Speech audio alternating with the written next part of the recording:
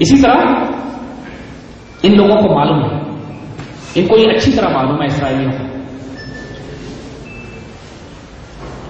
یہ بات اچھی طرح معلوم ہے، ان کی اپنی کتابوں میں بھی لکھا ہوا ہے کہ ان کو جو مار پڑے گی وہ مسلمانوں کی ایسی فوج کے ہاتھوں پڑے گی کہ جو حضور کی تمام احادیث کو پورا کرتی بھی ان تک پہنچے گی۔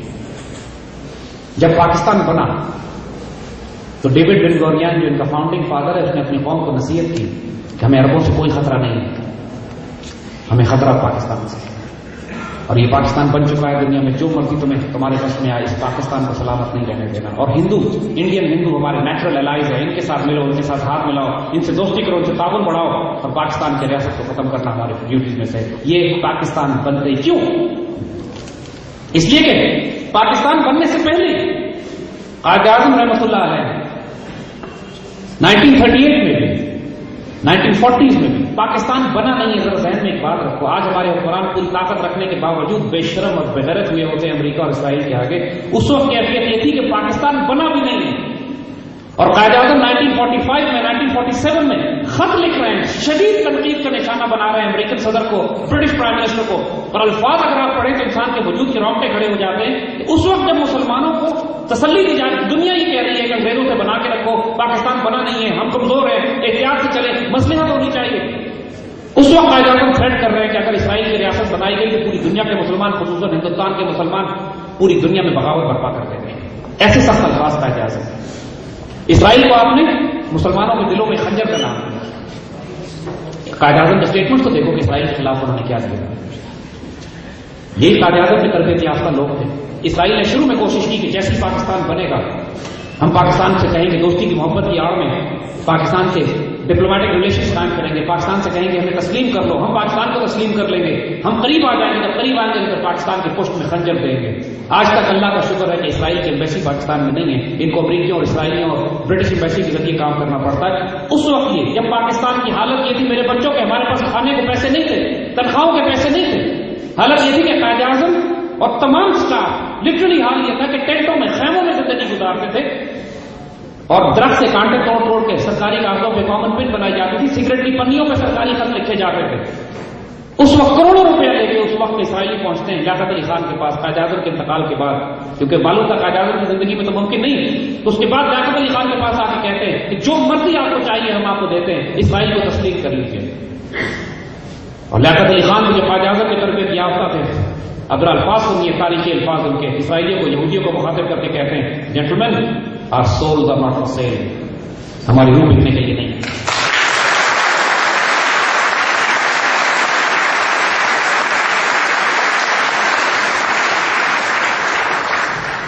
کیوں ہم آپ کو یہ بات بتا رہے ہیں کہ پاکستان نے کیا کیا اسرائیل کے خلاف؟ آئیں آپ کو بتائیں۔ 1967 کی جنگ تھی، پاکستان ابھی انڈیا کی دانت توڑ کر واپس آیا تھا۔ 65 کے وار میں الحمدللہ ہم نے اپنا جو انڈیا کا مت تھی، تصور تھا کہ ہم اتنا بڑا ملک ہے، اللہ نے خاک میں ملا دیا ان کو، لیکن 1967 میں اسرائیل نے حملہ کیا 3 مسلمان ملکوں پہ، جارڈن، سیریا، ایجپٹ کے اوپر۔ 3 مسلمان ملکوں کی فضائیہ ایئر فورس زمین پہ ختم ہو گئی۔ عید کے دن حملہ کیا بدبختوں نے، اور مسلمان اس وقت عرب نیشنلزم میں مبتلا تھے، اسلام سے کوئی تعلق واسطہ نہیں تھا، جمال عبد الناصر کی حکومت تھی، یہ اپنے آپ کو عرب سمجھتے تھے، مسلمان نہیں سمجھتے تھے، اللہ نے ان کو رسوا کیا۔ 3 مسلمان ملکوں کی ایئر فورس زمین پہ ہی ختم ہو گئی، اور یہ تمام وہ علاقے جو آج آپ سنتے ہیں، بیت المقدس شریف ہمارے ہاتھ سے 1967 میں گیا، وہ جو سلطان صلاح الدین ایوبی نے حاصل کیا تھا 1000 سال کے بعد، یہودی پھر اس پر قابض ہوئے 1967 کی وار میں، اس جہالت اور حماقت اور ظلم کی وجہ سے کہ جو عرب حکمرانوں نے اس وقت مبتلا کیا ہوا تھا عرب دنیا میں، اسلام کی جڑ کاٹ کے عرب نیشنلزم کا جھنڈا اٹھاتے تھے۔ نتیجہ یہ ہوا کہ جب اسرائیل سے تصادم ہوا، جو کہ فوجی طاقت بھی تھا، اسرائیل بھی، امریکہ بھی اس کی پشت پہ تھا، انگلینڈ بھی اس کی پشت پہ تھا، 3 مسلمان ملکوں کی فضائیہ زمین پہ تباہ ہو گئی، اور خطرہ تھا کہ شاید یہ مسلمان ملک ہی ختم ہو جائے، Golan Heights, East Bank, West Bank, Gaza, تمام بیت المقدس شریف، تمام مسلمان علاقے ایک ایک کر کے، سینائی، تمام مسلمان کے ہاتھ سے نکلنا شروع ہو گئے۔ ڈیسپریشن میں اس وقت تمام عرب ممالک ہیں پاکستان سے مدد کریں گے، اللہ کے فضل سے ہمارے فائٹر پائلٹس ہیں، ان کی تو ایئر فورس ہی ختم ہو گئی، اور الحمدللہ 1967 میں بھی، 1974 میں بھی جب دوبارہ اسرائیل سے ہماری جنگ ہوتی ہے، اللہ کا فضل اور کرم ہے، ہمارا جتنے تصادم ہوئے اسرائیل کے ساتھ، ہم نے ان کے 100% جہاز مار کے گرائے، ہمارا ایک جہاز شہید نہیں ہوا۔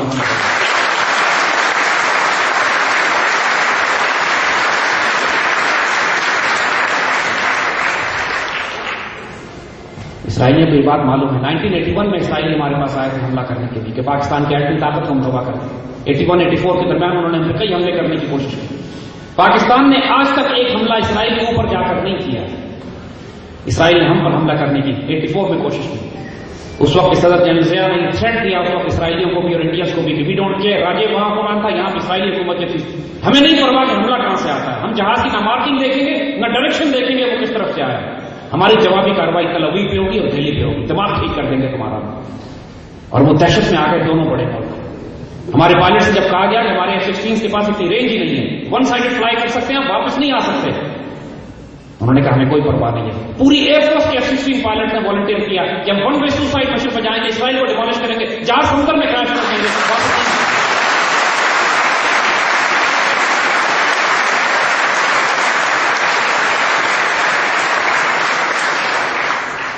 میرے بچوں کوئی وجہ ہے اسرائیلیوں کی جان نکلتی ہے آپ سے, کوئی وجہ ہے کہ انڈینس کی جان نکلتی ہے آپ سے. اس بات کے باوجود ہم نے 1000 سال ان پر حکومت کی اور دلیرانہ شیردلی کی. کوئی غداری سے, کمینہ پن سے, گھٹیا پن سے چھپ چھپ کے حکومت نہیں کی ہم نے ان کے اوپر. لیکن جب 71 میں ایسٹ پاکستان توڑا ان لوگوں نے, غداری سے, بغاوت سے, مفتی بانی, مجیب الرحمان تیار کر کے, سب نیشنل دہشت گرد تیار کر کے, حکمرانوں کی حماقتوں کو استعمال کر کے, کروڑوں اربوں روپے کہ انڈیا نے خرچ کیا ایسٹ پاکستان میں غداری اور دہشت گرد گروہ تیار کر کے, پھر ہماری 40,000 فوج کے مقابلے میں یہ کم از کم 3 لاکھ فوج لے کے داخل ہوئے اور 2.5-5 لاکھ 2.5 سے لے کے 3 لاکھ تک مفتی بانی کے گریلے. اس کے بعد جو ان کو ایک غداری اور خیانت سے جو ان کو فتح نصیب ہوئی, فتح ان کو ملتی ہے اور ہمارا ایک بازو ٹوٹ جاتا ہے, اس پر اندرا گاندھی کہتی ہے ہم نے 1000 سال کی شکست کا بدلہ لے لیا. کوئی 1000 سال کی شکست کا بدلہ یہ نہیں ہوا ہے. انشاءاللہ ہم نے 1000 سال ان پہ حکومت کی ہے, اگلے 1000 سال کے لیے بھی انشاءاللہ تیار ہے. راستہ صاف ہو رہا ہے اس کا. اسرائیلیوں نے براہ راست دیکھو جس طرح مکہ کے مشرکوں کے براہ راست ملٹری الائنس تھا خیبر کے یہودیوں کے ساتھ. مکہ کے مشرک براہ راست الائنس کرتے ہیں خیبر کے یہودیوں کے ساتھ, اور جب تک پھر الٹیمیٹلی فتح مکہ سے پہلے مسلمانوں کو تھریٹ کرنا پڑا, ڈسٹروائے کرنا پڑا خیبر کو. من خیبر میں دوران خیبر کے قلعے کا تباہ کر دیے گئے, پھر مکہ بغیر جنگ کی فتح ہو گیا. اس سے پہلے مسلسل پرابلم ہوتی رہی ہے. حضور صلی اللہ علیہ وسلم کی سنت سے ہمیں سبق ملتا ہے کہ آج کے دور کے خیبر اسرائیل ہے, آج کے دور کے مشرک دہلی میں بیٹھے. کم از کم اسرائیل کو اگر ہم فزیکلی جا کے بھی ایلیمنیٹ نہیں کر رہے وہ ہم کریں گے بات ہے انشاءاللہ, لیکن فی الحال ان کو تھریٹ کرنا بہت ضروری ہے. اور اسرائیلیوں کو, اور یہ نہیں کہ صرف 74 کی بات ہم کر رہے ہیں, 84 میں یہ لوگ آئے تھے. یہ بات بھی آپ کو معلوم ہوگی ماشاءاللہ کہ پچھلے دنوں, مہینہ 2 مہینے پہلے کی بات ہے کہ ایک بہت بڑا اسرائیلی باکسر اور ایک پاکستانی باکسر کا مقابلہ ہوا. پوری دنیا کے میڈیا میں اس کو لائیو دکھایا جا رہا تھا, اور اسرائیلیوں کا خیال یہ تھا کہ پاکستانی باکسر کو شکست ہو جائے گی, اور پوری دنیا میں پھر اسرائیلی یہ کہیں گے کہ ہم نے پاکستان کو شکست دے دی. اللہ کا کرم اور احسان, اللہ نے مسلمانوں کی عزت رکھی, آبرو رکھی. ہماری غلطی اور کوتاہیوں کے باوجود صرف 16 سیکنڈ میں اسرائیلی باکسر زمین پہ لیٹا.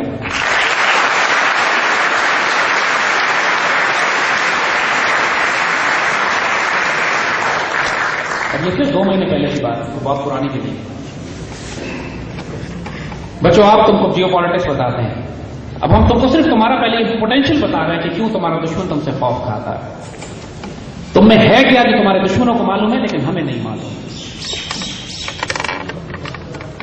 انڈینز میں اگر طاقت ہوتی تو اب تک وہ ہم پہ چڑھ دوڑتے. پاکستان کے وجود کو انہوں نے کبھی تسلیم نہیں کیا, اور اگر وہ رکے ہوئے ہیں تو کس خوف سے رکے ہوئے ہیں. انہوں نے ایسٹ پاکستان کی طرح پاکستان کے اندر دہشت گردی اور بغاوتیں برپا کروائی. 2007 کے بعد CIA, موساد اور را, ان 3 دہشت گرد تنظیموں کا ایک ایکسس بنتا ہے جس میں ڈیسائسولی یہ فیصلہ کر دیا جاتا ہے کہ اب پاکستان کو توڑ کر یوگوسلاویا کی طرح چھوٹے چھوٹے ملکوں میں تقسیم کر دیا جائے گا. 9/11 کے بعد یہ جو افغانستان آئے تھے, افغانستان میں تو کچھ بھی نہیں, افغانستان میں تو صرف پہاڑ ہیں, اخروٹ ہیں اور کشمش. تو افغانستان میں آنے کا ان کا مقصد کیا تھا؟ افغانستان ایک مرکز بننا تھا کہ جس کے بعد اس کے چاروں طرف مسلمان ممالک بستے ہیں. ایشیا وسطی مسلمان ہیں, پورا central Asia, Uzbekistan, Tajikistan, Kazakhstan, Turkmenistan, eastern Turkestan, China کا جو سنکیانگ پروونس ہے وہاں اوبر مسلمان بستے ہیں. ایران اس طرف ہے اور پاکستان اس طرف ہے. ان